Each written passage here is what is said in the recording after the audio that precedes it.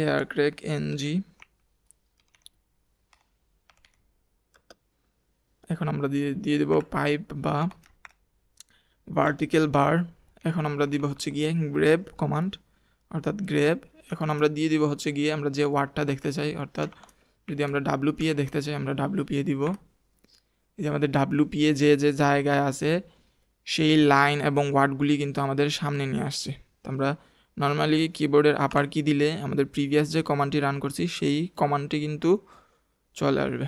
এখন এখান থেকে আমরা লিখতে পারি হচ্ছে গিয়ে সার্চ, এবং এটি যদি রান করি সার্চের আন্ডারে যে লাইনগুলি আছে সেই লাইনগুলি কিন্তু আমাদের সামনে নিয়ে আসছে। ডাইরেক্টরির ক্ষেত্রেও আমাদের প্রথমে গ্রেপ দিয়ে দিতে হবে এবং ডাইরেক্টরির ক্ষেত্রে -r মাস্ট দিতে হবে। এখন আমরা চাচ্ছি যে ধরেন রুট অর্থাৎ রুট ওয়ার্ডের সাথে যে ফাইল বা লাইনগুলি মিল আছে সেই লাইনগুলি আমাদের সামনে আসুক। তখন আমরা দিয়ে দেব রুট কিন্তু আমাদের নর্মালি etc ডাইরেক্টরিতে থাকে, তো আমরা etc ডাইরেক্টরি দিয়ে দেব। এই যে আমাদের etc ডাইরেক্টরির মধ্যে রুট যে জায়গায় আছে সেই লাইনগুলি কিন্তু আমাদের সামনে চলে আসছে।